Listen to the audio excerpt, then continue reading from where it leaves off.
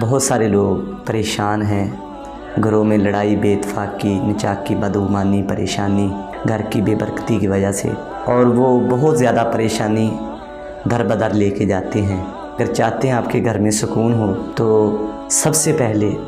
آپ اپنے گھر میں واش روم کی دعا کا اہتمام کریں۔ میں بہت سارے گھرانوں میں گیا ہوں، دیندار لوگوں کے گھروں میں جانا ہوا ہے، تو دیکھا ہے کہ وہ بھی اس چیز کی پابندی نہیں کرتے۔ جیسے انسان کے انسانی دشمن ہوتے ہیں، وہ انسان کا ویک پوائنٹ دیکھتے ہیں جہاں وہ حملہ کرنے کا انتظار کرتے ہیں، اسی طرح جو روحانی معاملات ہیں ان کا سب سے بڑا ویک پوائنٹ انسان کو کمزور کرنے کے لیے، ایمانی طور پہ کمزور کرنے کے لیے، وہ واش روم کی دعا کو نہ پڑھنا ہے۔ اس لیے میں اپنے دوست احباب کو اور سننے والوں کو یہ پیغام دوں گا کہ وہ خود بھی اور اپنے بچوں کو بھی واش روم کی دعا کی ضرور پابندی کروائیں۔